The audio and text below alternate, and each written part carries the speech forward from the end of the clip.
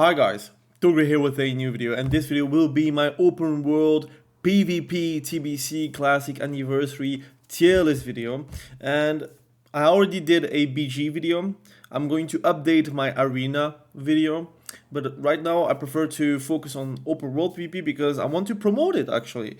I think it's something that we haven't seen previous TBC. So previous TBC is in 2021, where the open world was really not existing because most servers, if not all servers on EU at least, were 99% alliance, 99% horde, and they were like sometimes at 80-20, but that died off pretty quickly on the course of the like TBC expansion like release 2021, like the classic release, until we had like a pure alliance and pure horde servers. So we didn't really had like the chance of having good world PvP, something I actually enjoyed back in the day.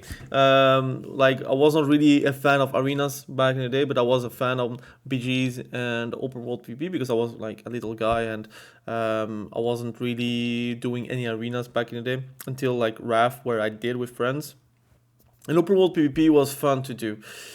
But now, like open world PvP being active on a 2026 server, which I think TBC will come out in January, that's why I'm saying that, is going to be a experience that a lot of people are going to feel for the first time, because again, open world PvP, previous experience of TBC, which is 2021, didn't exist. So I think it's a big part of the game. There will be a lot of camping, don't get me wrong, like in front of the instances, it just is what it is. But I think you will also do a lot of PvP in Nagrand, for example. And that's going to be quite fun to do. And I'm always a sucker for open world PvP. And yes, there is like flying mounts, but that doesn't make it like impossible to open world PvP. Nobody is going to only sit on their flying mount. That can happen, but it's the same for classic. Like most people are sitting inside of Stormwind and Orgrimmar, and they need to come out to actually do something. And that's the same for TBC. If they want to farm in open world, or if they want to do something in open world, or they're doing their rep grinds or whatever, they need to be not mounted, and at that moment PvP can happen. Anyways, that was a big intro, but I wanted to talk about the reasons why I'm making this video.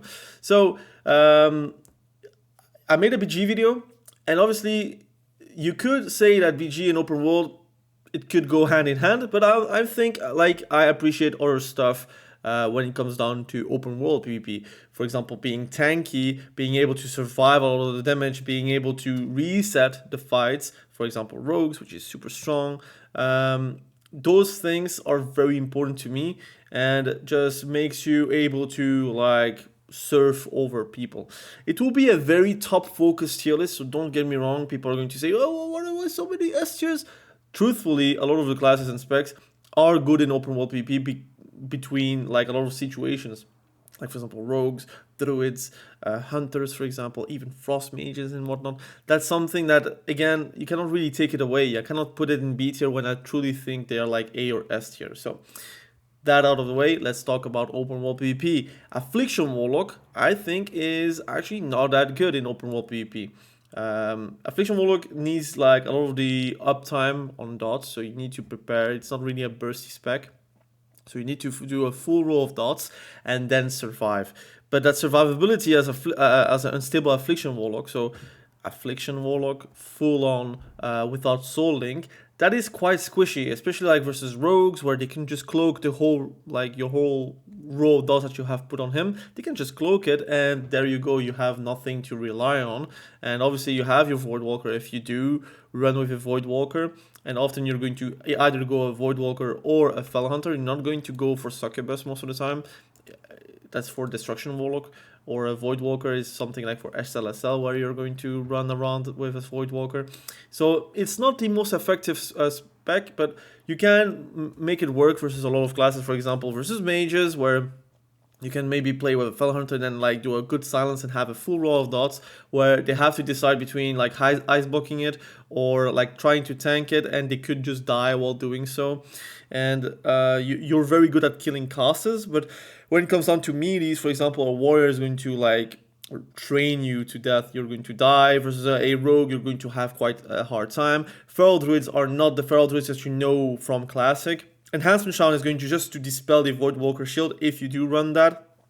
And in general, with Tremor, it's going to be quite a safe spec versus Affliction Warlock. You have obviously your Retribution Paladins where they could just Seal Twist you and with a lucky crit just kill you on that instance. Shadow Priests are very good as well. Like, Affliction Warlock is like really middle of the road where it will lose versus most classes and it will win versus most classes as well. Like, it's a 50-50. When it comes out to Soul Link, so SLSL, it's actually a very, very good spec. So because it survives a lot. You will be tanky, you will most likely be able to have double shield because you can just like res the Void Walker. Once you have sacrificed it, you can like again fear the target and then resummon it, and then you have another shield up if you can, if you want to. You don't have the damage, but it's the same as Unstable Affliction. Your dots are doing the job, and you can just drain life. And yes, you will be kicked, but you're a bit more tanky than Affliction, so you could survive a bit more.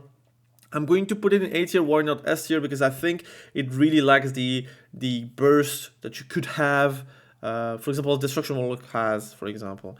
It's quite hard to get like Shadow Burn. You cannot do that if you want to go SLSL, if I'm not mistaken. You will have to sacrifice something.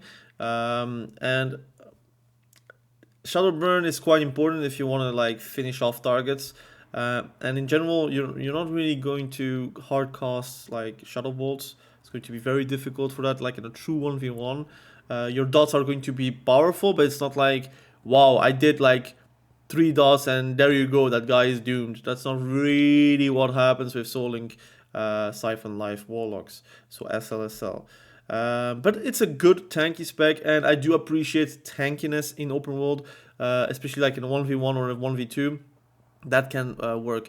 Something I didn't talk about Affliction Warlock, you have like instant Howl of Terror, which that could help you versus rogues, versus ferals, versus even a warrior, even though they could just like Berserker Rage.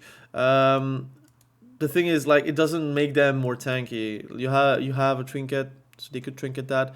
A lot of the specs can just like get out of it. For example, a warrior can do that.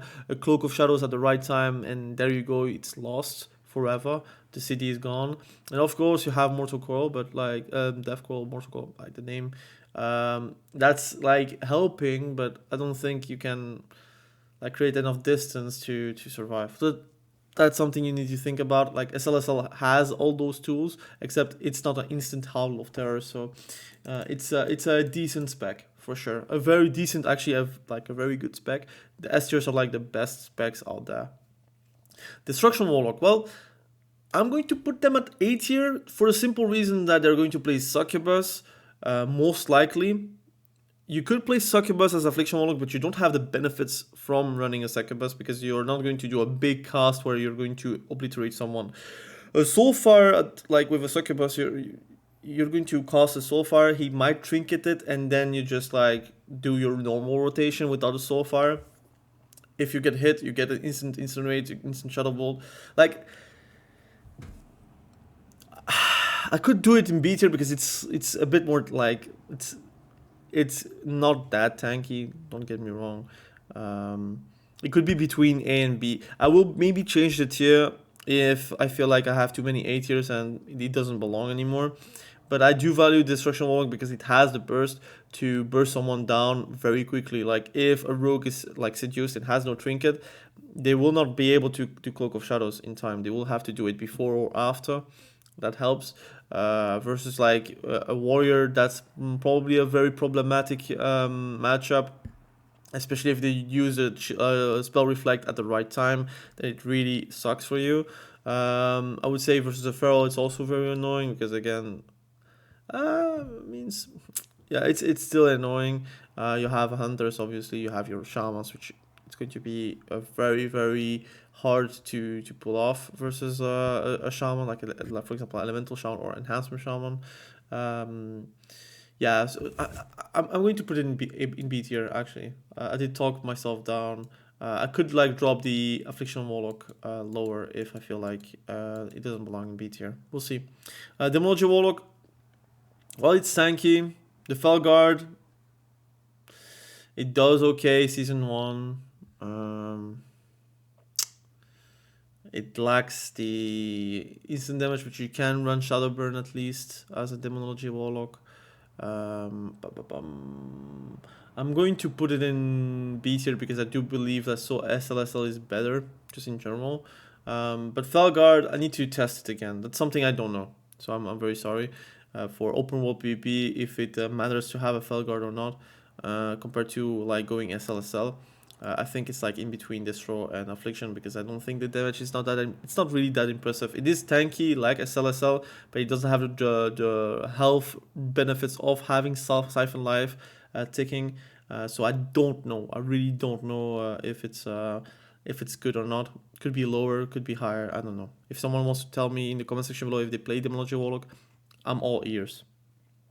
So Arms Warrior in open world PvP, there's just a few specs where I feel like, oh damn, like I would not like to fight that.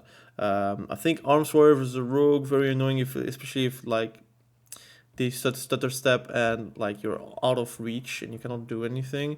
That can happen. Versus the Frost Mage, it's still one of the worst matchups in the game. It just is what it is.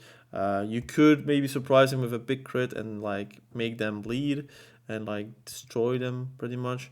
But like Batman and Superman, if like Superman tries hard, when the Frost Mage tries hard, it's very hard for Batman to do anything versus like that guy. So for me, Warrior is like literally, like an Arms Warrior at least, is literally like Batman into a Superman matchup versus Frost Mage. So I don't know if you have the analogy of that. But I do believe like in the firepower of our Arms Warrior, if you are able to charge in and you have still your intercept, and you're able to like, let's say if you want to wreck, let's say you want to like blow all your CDs, you're going to like destroy someone. But again, it depends on who you're facing, and you're being very hard kited. You need a lot of gear as well. Well, for me, open world PvP, you're kind of chicken like in open space, like you're there for the pluckings, and I want to put it in C tier. I could believe in B tier. Like I'm thinking about matchups where Arms Warrior is probably good or not. In the season 1, you will really need a lot of gear, and I don't know, like you're very proc based, and if you don't get a proc, I'm going to put it in C tier right now. It could be higher, but like I don't believe in that firepower of Arms Warrior. Protection Warrior, I believe it's D. It's just tanky versus rogues and warriors, but you are kind of like doing no damage, and your damage is like not that impressive. You can have some reflect gear kind of versus rogues, where you're going to reflect a lot of the damage to rogues. That's the only good thing about it, like that build. But I don't think it's decent in open world PvP. You're going to be very, very harsh hit. Now, there's something I need to establish before we go further. Healer specs, I don't know if I want to judge them. There's only Disc Priest where you can deal damage. Resto Druid doesn't deal really damage. You have Shokadin, obviously, that's okay. Resto Shaman is like, So I'm gonna judge the healers probably in D tier, just so you know. You probably have like some specs where it's a bit higher because it has like a niche thing, like for example Shokadin. But like don't be surprised if it's low on the tier list because it is just a healer. They might just survive the whole time, but they don't really have the firepower to dish out the damage to the DPS. That's how I think, at least. Fury Warrior, I'm going to put them at C tier as well. I think what makes Fury Warrior not that good in arenas is that they don't have a Mass Effect. Simply like that, they don't have it. It's only in Wrath where you get like a chance on a MS effect with being dual wield, but even then, Arms is still the better one. And in TBC, it really doesn't change. Fury Warrior is like a PvE spec, and you can have fun in PvP with Fury. Don't get me wrong, but it's not competitive, that's for sure. I'm going to put him in C tier though, because in 1v1, it doesn't really matter if you have a MS effect or not, except if you're facing someone that has a lot of healing. Your damage is not that bad actually, and you are very gear dependent. I already tried Fury Warrior in open world PvP. It's, to be fair, the same as Arms. That's how I feel. Arms has like that one shot potential. Fury has the consistent damage. You're doing like damage all the time, and it doesn't matter if you're like parrying or something.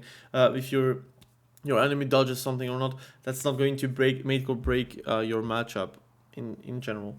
but you still are a warrior in open world where you're going to be most likely bullied all the time if you don't have a healer with you. And yes, you can win, but like again, it's not really skill based. Like if the other guy doesn't know how to play, they can still win. A bad frost mage can still win versus a good warrior, but a good mage will never lose versus a good warrior. That's just how it is. That's how I feel, at least. Sub rogue S tier, assassination rogue S tier, combat rogue S tier. Any rogue spec just needs to be able to open. That's all they need to do. Actually, I'm going to lower them. Why? Because you have sub rogue with shadow step, so they don't get kited too much, or not a lot. And you have some matchups where sub rogue could lose technically, but you should never really lose if you have the opener versus a mage, because you have so many tools to be able to like survive and live the journey versus a frost mage in a 1v1.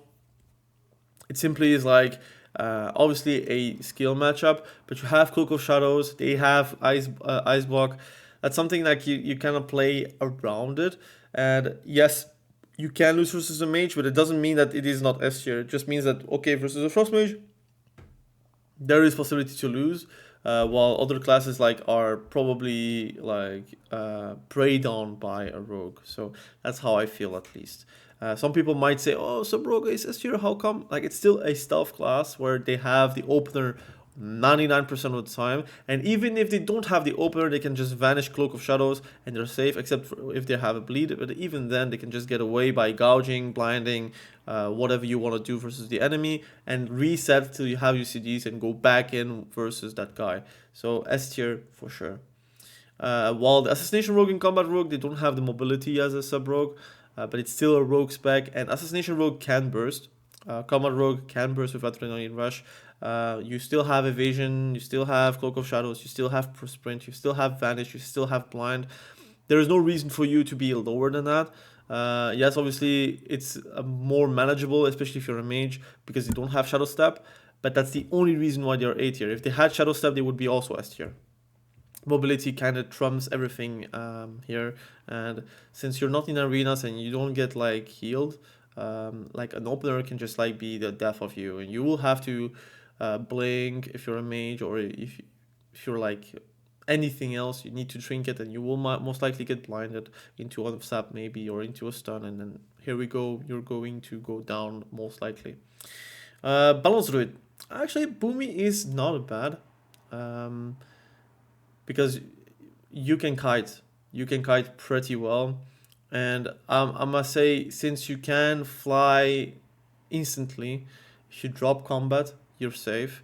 You're obviously like have a firepower, and you can entangling root anyone, and there's not a lot of root breaks in the game. You can trinket, but like overshadows, like for example Cloak of Shadows as a rogue, but you can still get rooted and then like create distance, and then you can do one big starfire, and if that starfire crits, there you go. And obviously you have your moonfire, you have your insect swarm, you have fairy fire for the rogue, so vanish, no bueno. You need to Cloak of Shadows. Balance rate is really underestimated. People like kind of crap on balance rate in TBC because they think about PvE, and they're still not that great. They're just better at mana, but it's even like being like 0 being better than 1. I mean 0 being less worse than 1 doesn't make that 1 is good. It just means that it's a bit better, but it's not like great. And in open world PvP, you don't really have that mana issue. You can also heal yourself, you can survive, you can obviously like go bear form or like stay booming because you still have the amount of armor. You can also travel form, you can also go fly if you drop combat. You can again like entangling root, cyclone, whatever. That can also make you win the game. And like again, I think it's a good spec for open world PvP. You're not going to be very victimized as a balance rate, because you also have stealth. You can go cat form, have the opener if you want to. That's possible as well. And the opener could be like entangling root, could be like being moonfire, insect swarming from 40 yards. That's also all possible for you. So very good spec. Feral Druid, S tier. I really enjoy Feral Druid. Now, the only issue is that they don't have Vanish, but you have a very, very strong opener. And you can like put insane bleeds. Now, insane, you only have Rip. And obviously you have the mobility and you have Bear Form. That helps. And you can also like Cyclone, heal yourself, and the heals are very potent because you can swap your main weapon. So you, for example, you put your staff on with spell power and heal insanely well on yourself. And you are the best hybrid when it comes down to open world PvP in my eyes. And you don't have the issues of a bounce with having to cast. Your damage is not bad, and it's actually like one of the more tanky specs in the game because you can go Bear Form without really losing any damage. You do lose damage, but it's not like a 1-to-1. Like it's you lose maybe 20% of your damage. You still have your 80%, and you still are going to bleed the target. You still are going to be very mobile, and it's a very, very potent spec. I love Feral Druid in open world PvP, and I'm a Druid main, so I don't know if I'm biased because I actually shoot my class up. Most people shoot their class down to make it feel like, oh, it's so more skillful to be good. I think Feral Druid is just one of the classes that are shining in open world PvP. Resto Druid, I'm going to put in D tier because, like I said in the disclaimer, healers are going to be judged very harshly because they don't have a firepower. If they just survive, at one point their mana is going to make them die. So if surviving is the only thing that you need to do, then you would be S tier. But like, it's not surviving. It's like you need to dish out your damage to be like liberating you from the gank, for example. Or if you're ganking someone, you need to actually deal damage to be ranked high. Now MM in open world PvP. Well, it depends. Do you have the opener with aim shot, or do you have the difficulty of getting opened? Now, Hunter is like, especially MM, is such a good spec because you're able to scalar shot into trap, and that doesn't DR. And yes, they're going to trinket it, but they cannot trinket it every single time. It's just really good. You're able to also like kite very well. There's no dead zone, so you're able to wing clip or you're able to shoot. So that's possible for you. And you're quite tanky. You're still a melee user. Like, people don't realize how tanky a hunter is until they fight one, especially if you're a melee. And you do some decent damage, especially if you have a good, like, imagine if you play with a two-hander. You should not be playing every time a two-hander because you want to have that disarm protection, like that these are like minus 50% disarm. That's very important for PvP. But if you have a two-hander and you're able like to fight, like, let's say a rogue or whatever, doing a big raptor strike is like very lethal as well if you do crit. But that aside, you have tools, you have the damage, you have the kitiness, you are the longest ranged class in the game. So you have tools like scattershot trapping that is like still like very lethal, and I don't see them very low. I could put them in S tier, but I'm going to put them at top of A tier, even in front of Assassination Rogue and Combat Rogue, because I do appreciate the damage that they do, and they are like probably the open world PvP like enjoyers, I would say, because from a distance you can just blow someone up, and they don't really have a lot of ways to run away. Versus all of the mana users, you just Viper Sting, and they will get at one point. You can just kite them till they don't have the mana. Then you could go back in and like destroy that guy. That's something like you're doing versus priest, warlocks, mages. You are eventually going to win because of that. BM Hunter in open world PvP is actually also very decent. Bestial Wrath is really strong because you are like a 2-minute machine. It is predictable when you're doing damage, but it's very like hard to stop. Like, you cannot really do anything when they are Bestial Wrathing. You just take, and either you kill the pet very fast, or you survive and you outlive the Bestial Wrath, or you kill the hunter. But that's very hard because it's dealing so much damage. You're going to be on your back foot. I could put them in as S tier, to be fair. So hunter specs could be in S tiers as well, like both MM and BM, because I do appreciate how it plays. Now Survival Hunter, Wyvern Sting is good. They have like a reset of CDs. I'm going to put them at lower A tier because they don't have the same firepower. That's for sure.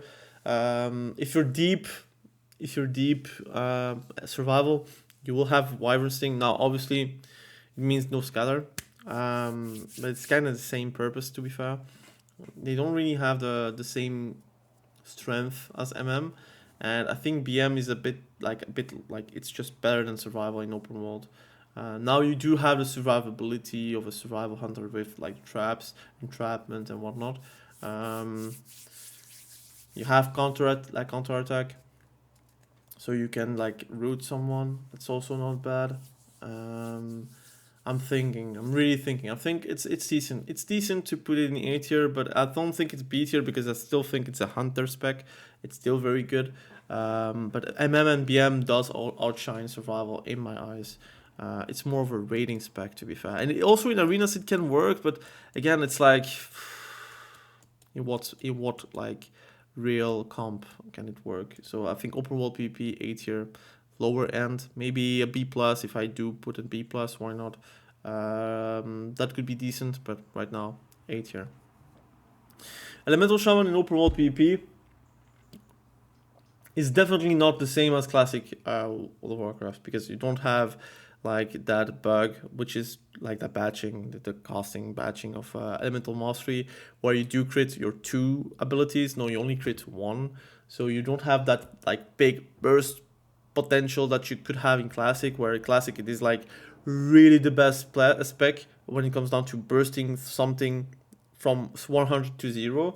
In TBC it's not the case, and the HP pools are higher, so you will need to cast a bit more. You could survive and shock, so that's a possibility. It's not bad as well. You do survive rogues a bit more, but you still are susceptible of dying to rogues because of Cloak of Shadows. Decloak something and you're done. You have literally 0.0% CC. You don't have Hex. You don't have... I think you don't have Earthbind either, if I'm not mistaken. We could check. Obviously. Let's check it out if I can. Let's go for TBC here for the Burning Crusade. I don't remember. Do they have Earthbind? I don't think they have the Earthbind because I don't remember having it in TBC. No, I think that's a Wrath talent. In Wrath you do get Earthbind. Here you don't. The ideal spec for you to play, in my opinion, as Elemental, especially in open world, but also in PvP, is like Elemental Mastery NS. That's the goal. And I did a video in Project Epoch, if you know that. You can also Ghost Wolf. So you have Ghost Wolf, NS, Elemental Mastery. You will lose a lot of the damage from the duplication of Overload because you don't have that. But you have a bit more tankiness. Now, I'm going to put it in B tier now with everything being said, because I think Destruction Warlock also can one-shot if they do cast. But the hardest part is being able to cast in a 1v1. And you have literally 0 CC. So I'm going to put them even lower. I think lower than Affliction Warlock. I could put them in C tier even because having no CC is really the one thing that really struggles when it comes down to Shaman. You are a support spec even more than a Paladin, because Paladin has at least Hajj, and if they're red, they have Rep. So I could put them in C tier, to be fair, just because of that. You don't have like the consistent like annoyance of an enhancement shaman where you don't need to cast and you still do damage. That's a bit bad. Resto Shaman D tier, like I said, healing spec. It doesn't really have firepower, so D tier. Enhancement Shaman, I'm going to put them at B tier. I think it's better than Warrior for sure, and that's why I'm going to even lower Elemental Shaman, because I think Enhancement Shaman is better than Elemental Shaman. Enhancement Shaman at least is dual wield and melee, or they go two-hander, and you can one-shot with Wind Fury if you do get the right procs. You are you can survive because of Shamanistic Rage. Your off heals are not that bad. You don't have instant heals like with Maelstrom from Wrath. You don't have that. You also have no CC, but what you're doing is just like Zug and Earth Shock what you can, Grounding Totem what you can, Brook and Tremor versus Warlocks. The hardest part is facing a rogue, for example. You need to survive, and that's the only thing that is really annoying because you have no CC for the rogue. So how do you survive a rogue that has cloaked? Not possible. But that's like why they are B tier, because they have clear problems versus some classes. I would even say arguably Armsword should be winning versus Enhancement Shaman, because you can disarm an Enhancement Shaman even if they put the weapon chain. That's still not enough. um, I think you do get fairly quickly, like very quickly. If your fight is really long, then you're going to be and that's it. It is GG's. Fire Mage, I appreciate Fire Mage. It doesn't really have the same things. I'm going to put in B tier, a bit higher than Enhance. The issue is of Fire Mage is that they have long costs, but you can basically CC someone to death. Blast Wave, Nova, Dragon's Breath. You can sheep if you want to into a Pyroblast. So that's a possibility in a 1v1. Now in a 1v2 you don't have that, don't get me wrong, but you still have some firepower. Like you really deal a lot of damage if you're able to put the damage onto the enemy. You just are like very squishy. You don't have the tankiness, you don't have the utility of Frost Mage, you don't have the instance from Frost Mage, but your Fire Blast, Blast Wave, Dragon's Breath, Scorches. You have the CC. You have also Cone of Cold that doesn't like it doesn't get away. You can go like far into Frost to be like a really versatile with also your Frost Bolts being a faster cost, for example. That could be a thing for you.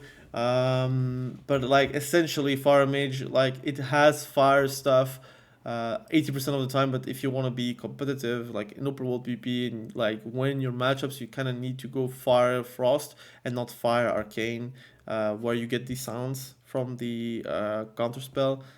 That's the only thing that really sucks for Fire Mage. You cannot have both. But I think it's a good spec, enough to be B tier in my opinion, with long costs. And again, if you are able to do a power blast from afar, someone is like farming, he's most likely dead, because again, you need just to crit that one and then you can follow up by a lot of stuff. So Fire Mage B tier, I think. Arcane Mage is actually decent in open world PvP, because you have slow, which is super strong. Reminding you guys what slow is. Slow is a spell that is like spammable, and you reduce target's movement speed by 50%, the cast time by 50%, and the range attacks by 50%. You are really annoying with that. You can still go pompyro, or because you can do a presence of mind into a power blast if you go into slow, but you could also go into frost and you play basically a frost mage with the benefits of having sometimes an arcane blast if you're able to do so.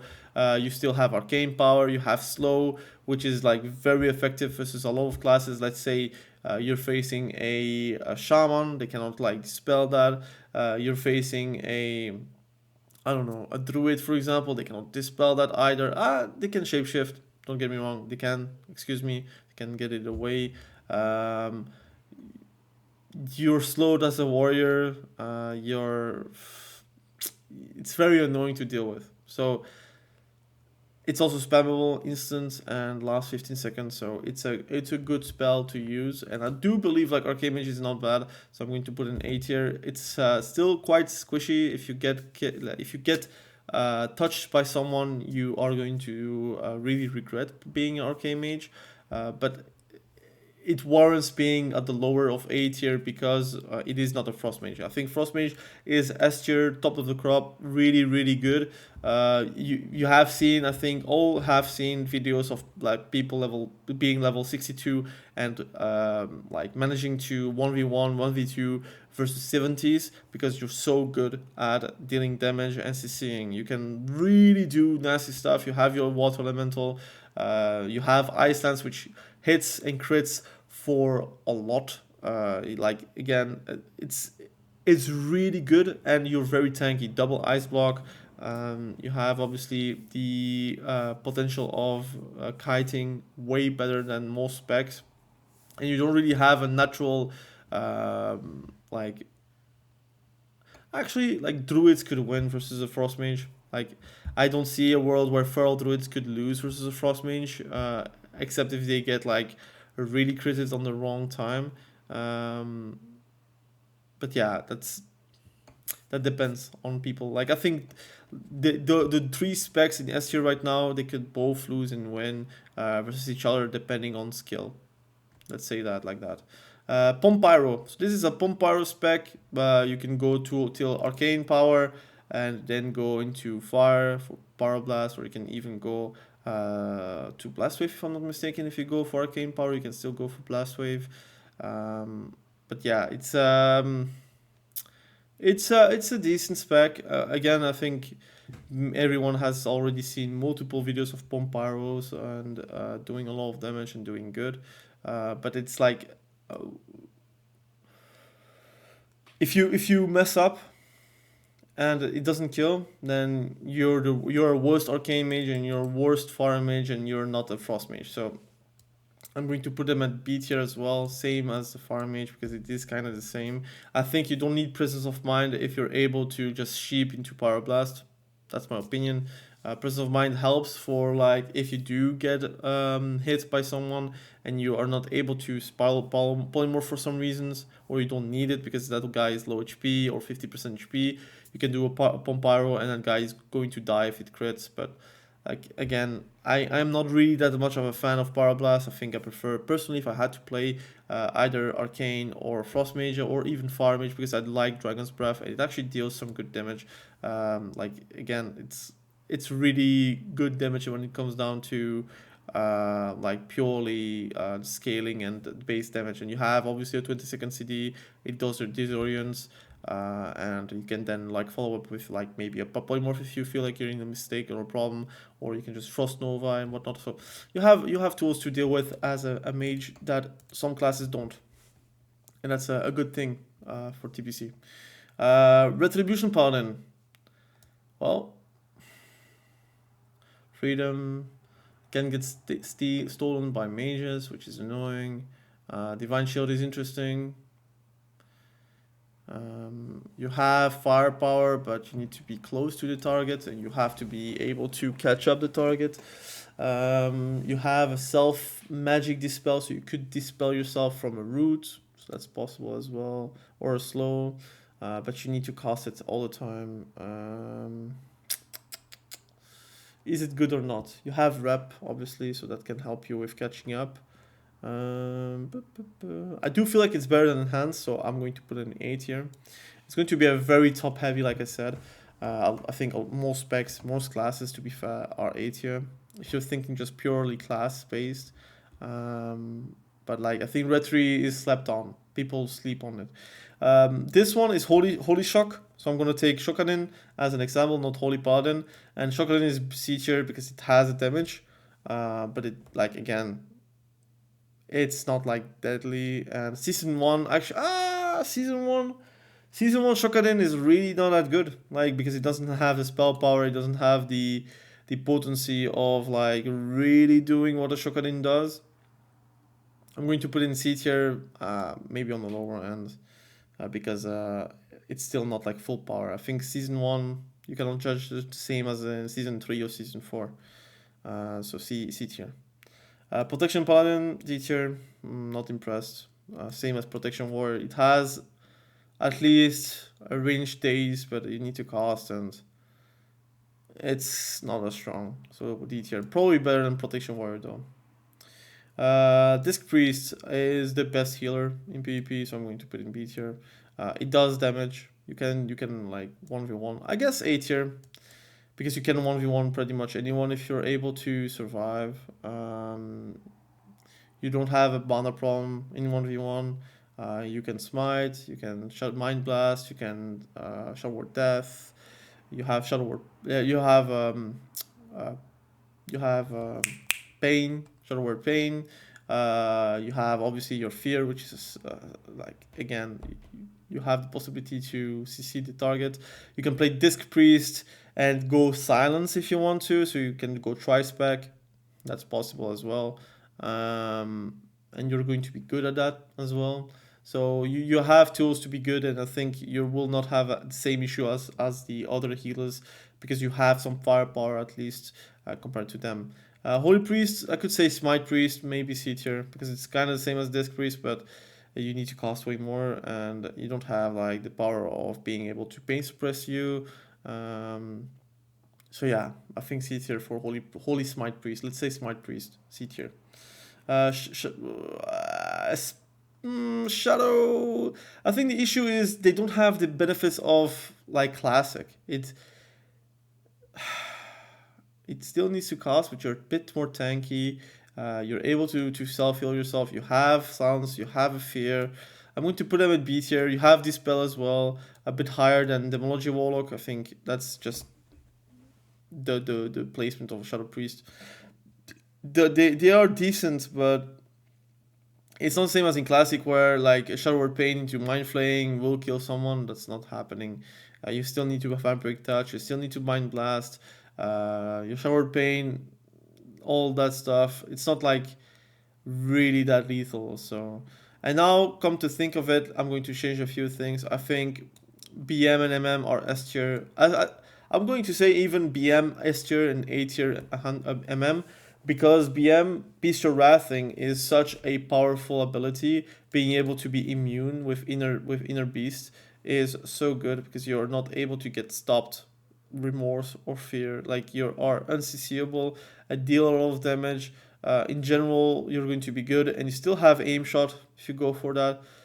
So you're still able to do a intimidation into into a aim shot, or you can do intimidation into a trap, into freezing trap, and then able to do an aim shot afterwards. And they don't get regen from the trap, not like a polymorph, so you can do that even when they're low HP after your Bestial Wrath is done, for example. So I really appreciate BM season 1 at least for the open world capacities. I think people are sleeping on it, and they are not able to be stopped at all. Like you need to survive, and how do you survive without a healer, for example? That's not going to be happening. So this is a tier list. I know some people might be like surprised about a few specs being higher or lower. I think the surprises could be the warrior specs. Yes, if you're thinking matchup per matchup, you could have Arms Warrior being like on top of a Shadow Priest, for example. But like you cannot like talk like that for every single spec, because then you will it's endless. Like Frost Mage can lose versus a Feral or BM, but BM can lose versus a good Feral, for example. A Feral could win versus a Subtlety Rogue. They could win versus a Frost Mage, but lose versus a BM. Like they all beat each other and lose versus each other. And of course, you have some specs that can win. For example, Bounce Rate versus Frost Mage. I don't really see how a Bounce Rate could lose versus a Frost Mage, for example. Because they can sustain a bit more, at least in season 1. So I don't know. There's everything can be debated, but I think overall the scope of the tier list is on the right side, in my opinion. Again, it's open world, so it's still fun stuff, nothing competitive. There's no ladder, but if you want to like play a complete PvP spec that is good in BGs, is good in arenas, is good in open world, then you should be checking every single facet of PvP, so you're able to do an educational choice when it comes down to the class that you're going to play. Again, thank you for watching. Have a good day. Bye.